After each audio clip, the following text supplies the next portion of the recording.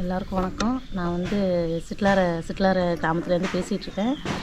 நாங்கள் வந்து எங்கள் எஸ்பிபி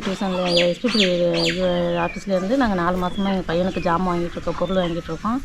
எங்களோட குடும்ப சூழ்நிலை ரொம்ப சிரமத்தில் இருக்குது. அதனால் ஒருத்தவங்க மூலியமாக நாங்கள் கேட்டு போய் வாங்கிட்டுருக்கோம்.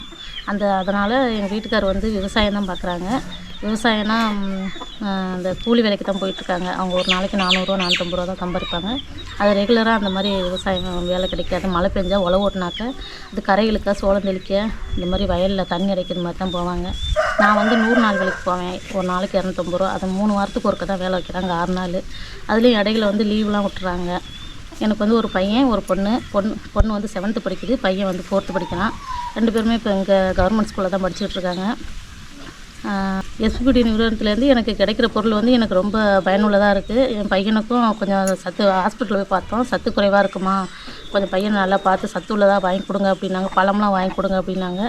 அவ்வளோ தூரத்துக்கு எங்களை 2 பிள்ளைங்களையும் பார்த்துட்டு, நாங்களும் பார்த்துக்கிட்டு, வீட்டிலையும் பார்த்துக்கிட்டு ஒன்றும் சமாளிக்க முடியல. அதனால் அந்த எஸ்பிபி நிறுவனத்துலேருந்து கொடுக்குற ஜாமான் பாசிப்பருப்பு டெய்லியும் ஒரு நாள் விட்டு ஒரு நாள் வெவச்சு கொடுப்பேன். கொண்டக்கடலை கருப்பு சுண்டல்லாம் பச்சையாகவே ஊற வச்சு காலையில் பல் விளக்க சொல்லிவிட்டு 4 சுண்டல் கொடுப்பேன். இப்போ மறுபடியும் போய் போன மாதம் நாங்கள் போய் செக் பண்ணி பார்த்ததுக்கு முன்னாடியோட இப்போ குழந்தைக்கு நல்லா இருக்குமா உடம்பு, நீங்கள் என்ன செய்கிறீங்க, என்ன கொடுத்துக்கிங்க, என்ன சத்துள்ள பொருளாக என்ன கொடுத்தீங்க அப்படின்னாங்க. இது மாதிரி நாங்கள் எஸ்பிபி நிறுவனத்துலேருந்து இது மாதிரி நாங்கள் வாங்கிட்டுருக்கோம். 4 மாதமாக ஜாமான் வாங்குகிறோம், பொருள் கொடுத்துக்கிட்டு இருக்காங்க. அது மூலியமாக இந்த பாசிப்பருப்பு, சுண்டல், நிலக்கடலை இதெல்லாம் கொடுக்குறாங்க. அதெல்லாம் பையனுக்கு அதை காலையில் வெவச்சு கொடுக்குறோம் சார். 2 நாள், ஒரு வாரத்துக்கு 2 நாள் இப்போ கேழ்வரகு மகலாம் கொடுக்குறாங்க, பருப்பெல்லாம் கொடுக்குறாங்க சார். அதெல்லாம் வெவச்சு கொடுக்குறோம். தோசை அடை சுட்டு கொடுக்குறோம். அதனால் கொஞ்சம் நல்லா இருக்குமா, இப்போ கொஞ்சம் ரத்தம் ஊறி இருக்குமா, பையனை இதே மாதிரி நல்லா பார்த்துங்க, பரவாயில்ல அப்படின்னு சொல்லி எங்களை சொன்னாங்க சார். வந்து 100 நாள் வேலைக்கு போகிறேங்க சார். 100 நாள் வேலைக்கு போனாங்க. ஒரு நாளைக்கு 250 தாங்க சார் வேலை. 3 வாரத்துக்கு ஒரு மாதத்தில் ஒரு வாரம் தான் சார் வேலை. 4 நாள் 5 நாளைக்கு தான் வேலை கொடுப்பாங்க. அதுலேயும் கவர்மெண்ட் லீவ்லாம் விழுந்துடும்.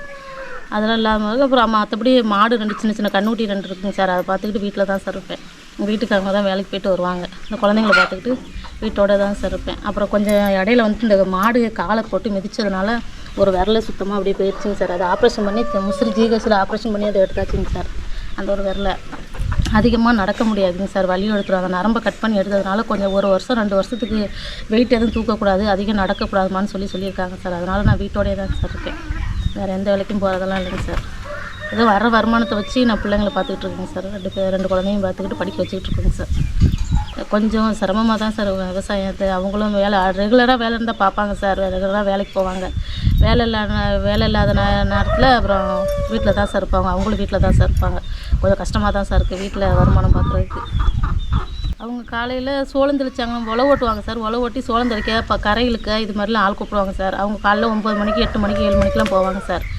ஒரு டைம் 8 மணிக்கு போனாங்கன்னா சாயந்தரம் 4 மணி 5 மணிக்கு வருவாங்க சார்.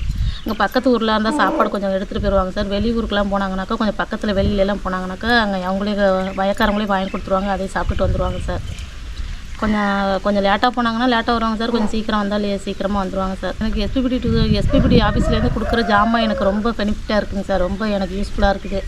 பிள்ளைங்களுக்கும் சரி எங்களுக்கும் சரி. அந்த பருப்புலாம் சாப்பாடு சமைக்க கொள்ள எல்லாமே ரேஷனில் வாங்குகிற பொருள் எங்களுக்கு பற்ற மாட்டேங்குது சார். அதனால் இந்த பருப்பு, இந்த மளிகை ஜாமான்லாம் வாங்குறதுலாம் எங்களுக்கு ரொம்ப நல்லா இருக்குதுங்க சார்.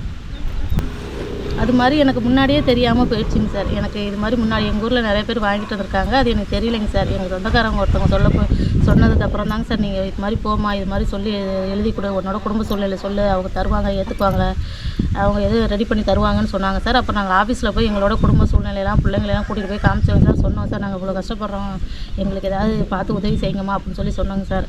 அப்புறம் அவங்க பார்த்துட்டு சரி வாங்கம்மா அப்படின்னு சொல்லி அந்த மறுமாதமே எனக்கு அதுலேருந்து பொருள் கொடுக்க ஆரம்பிச்சிட்டாங்க சார்.